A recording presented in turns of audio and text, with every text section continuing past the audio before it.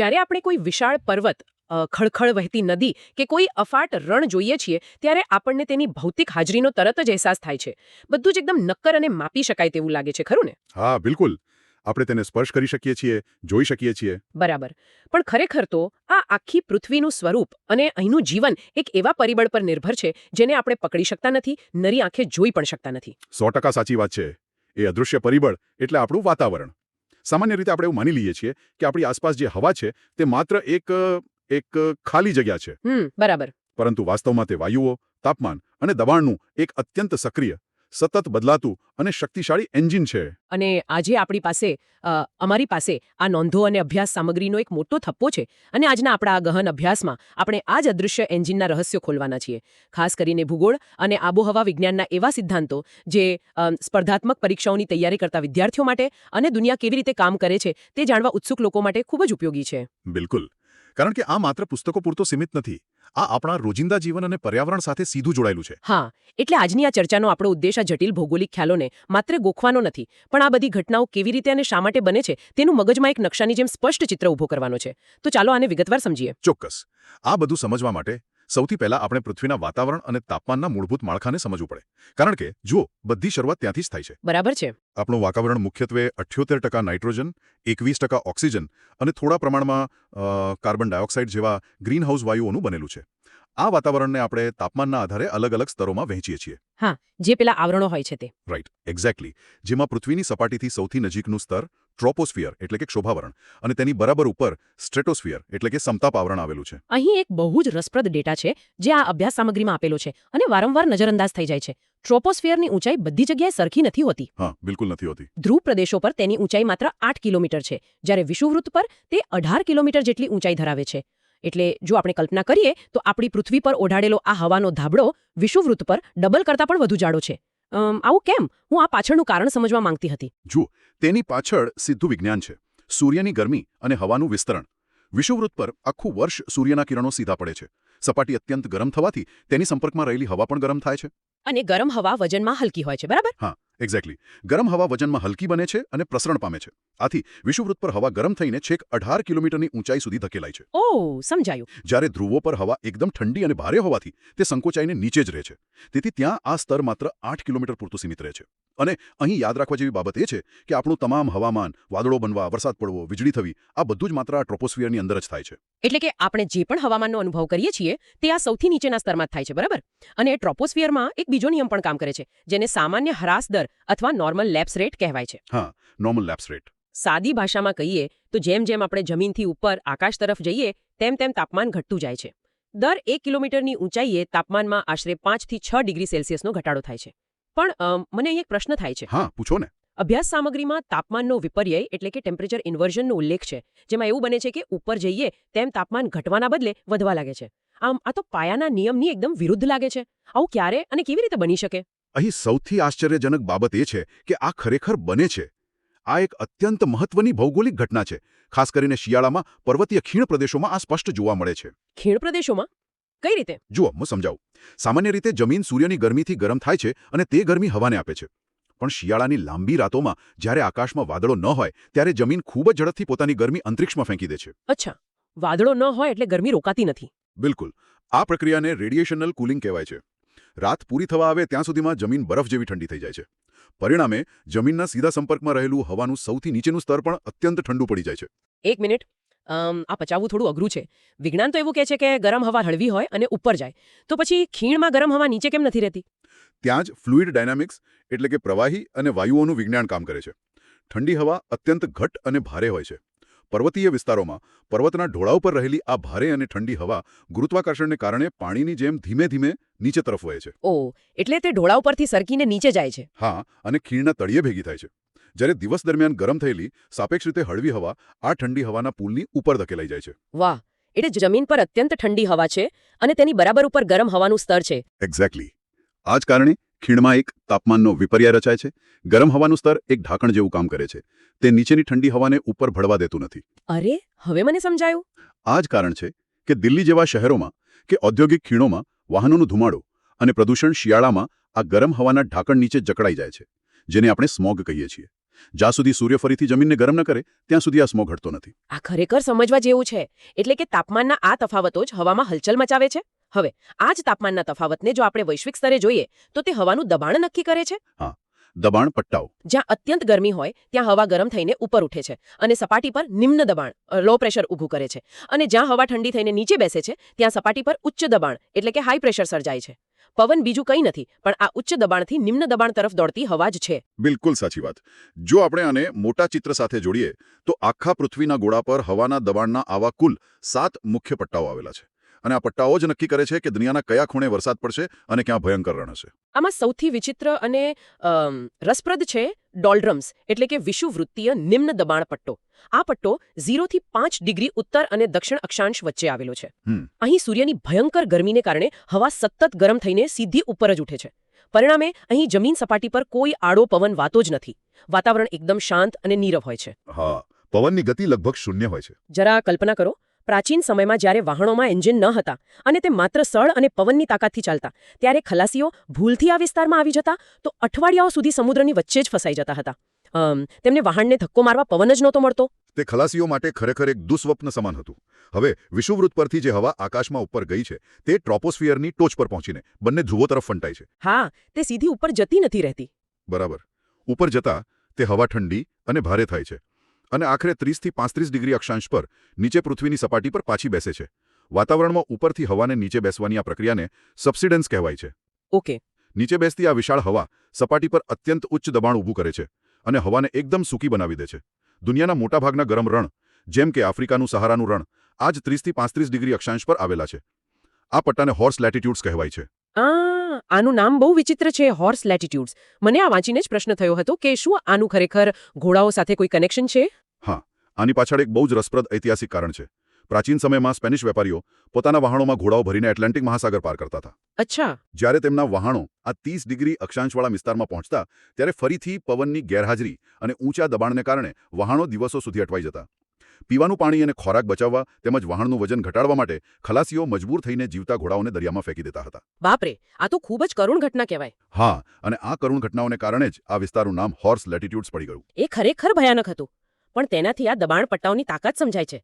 હવે મને અહીં એક મૂળભૂત પ્રશ્ન થાય છે. બોલો. જો વિષુવવૃત્ત પર નિમ્ન દબાણ હોય અને 30 ડિગ્રી પર ઉચ્ચ દબાણ હોય તો પવનોએ તો ઉચ્ચ દબાણથી નિમ્ન દબાણ તરફ સીધી રેખામાં જ વહેવું જોઈએ ને?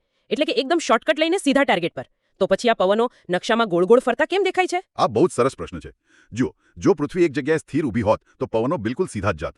પણ પૃથ્વી પોતાની ધરી પર અત્યંત ઝડપથી ફરી રહી છે.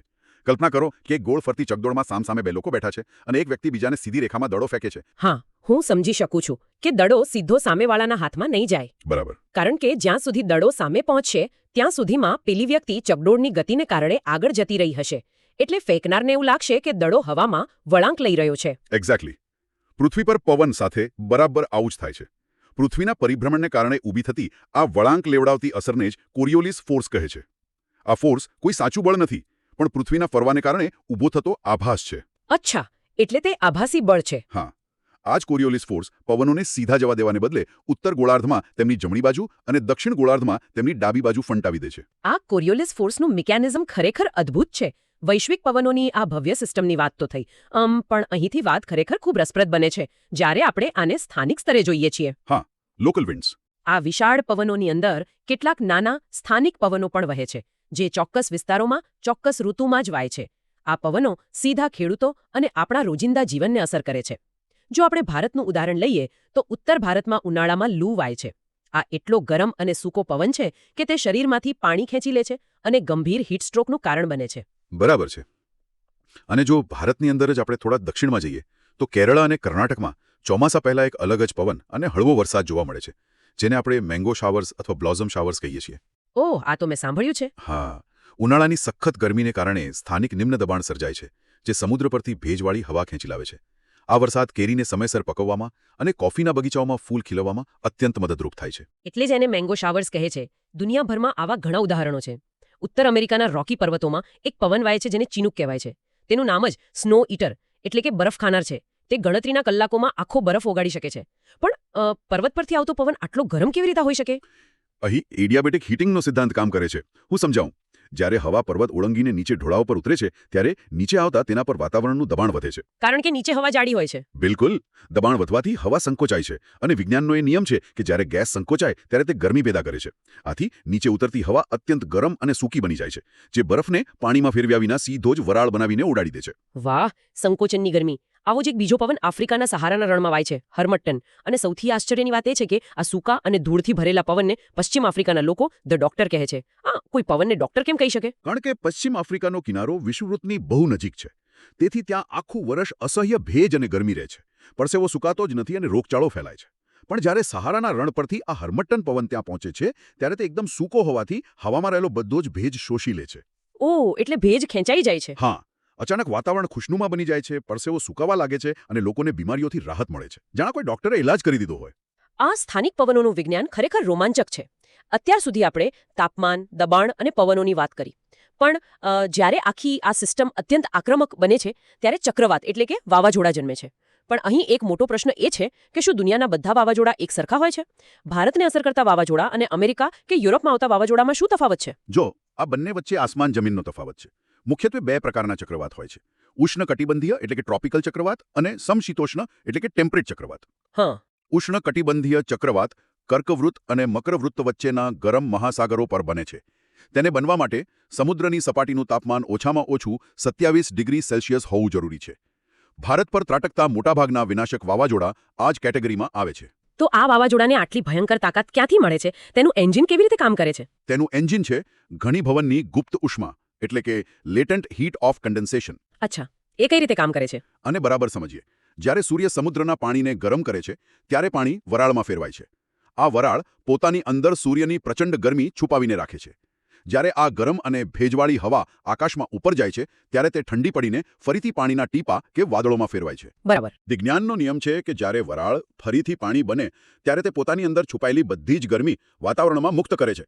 આ મુક્ત થયેલી ગરમી આસપાસની હવાને વધુ ગરમ કરે છે. હવા વધુ ઝડપથી ઉપર જાય છે, નીચે ખાલી જગ્યા પડે છે અને નવો ભેજ ઝડપથી ખેંચાય છે. આ એક ચેન રિએક્શન બની જાય છે, જે વાવાઝોડાને ભયાનક સ્પીડ આપે છે. અદ્ભુત.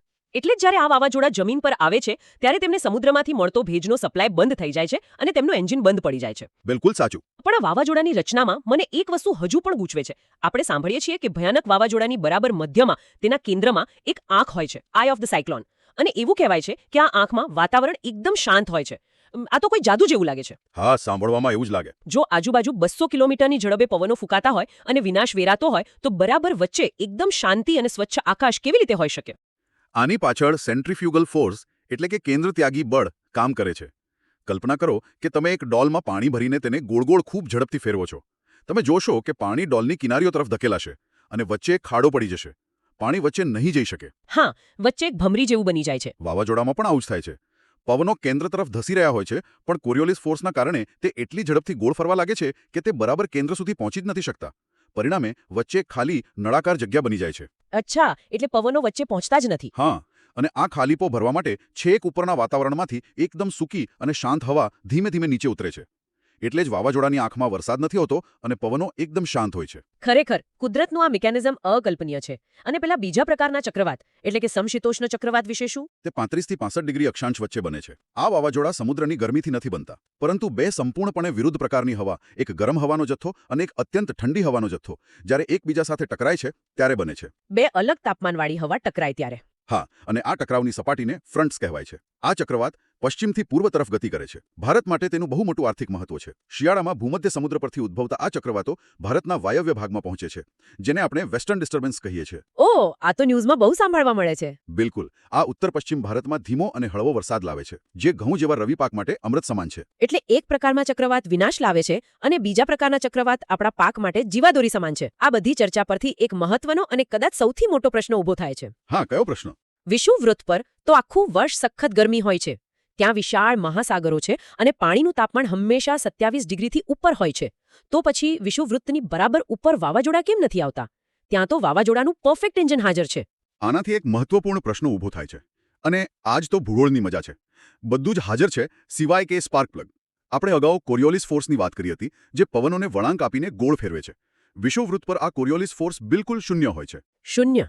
સાવ શૂન્ય? હા, તેથી જ્યારે વિષુવવૃત્ત પર નિમ્ન દબાણ સર્જાય છે ત્યારે આસપાસની હવા કોઈપણ વળાંક લીધા વગર સીધી જ અંદર ઘૂસીને તે ખાલી જગ્યા ભરી દે છે. હવા ગોળ ફરતી નથી અને જો હવા ગોળ ફરે નહીં તો ચક્રવાતનું એન્જિન શરૂ જ નથી થઈ શકતું. વાહ, આ આખી ચર્ચામાં આપણે આકાશને એક નકશાની જેમ ખોલીને જોયું. જો આપણે આખી સફર પર એક ઝડપી નજર ફેરવીએ તો આપણે જોયું કે કેવી રીતે સૂર્યની ગરમી ટ્રોપોસ્ફિયરમાં તાપમાનના તફાવતો ઊભા કરે છે, કેવી રીતે ખીણોમાં તાપમાનનો વિપર્યય સ્મોગને જકડી રાખે છે. હા, અને ગરમીથી દબાણ પટ્ટાઓ બને છે જ્યાં હોર્સ લેટિટ્યુડ્સનો ઇતિહાસ જોડાયેલો છે. બરાબર.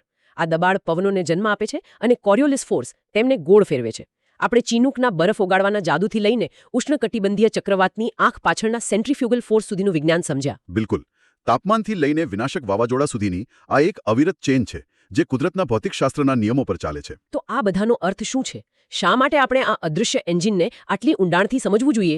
આ માત્ર પરીક્ષામાં માર્ક્સ લાવવા માટેની માહિતી નથી. સાચી વાત છે. જો આપણે આ સિદ્ધાંતોને આજના કરંટ અફેર્સ અને ક્લાઇમેટ ચેન્જ સાથે જોડીએ તો ચિત્ર ખૂબ ગંભીર બને છે. ઉદાહરણ તરીકે ભારતનો પશ્ચિમ કિનારો અને આપણો અરેબી સમુદ્ર.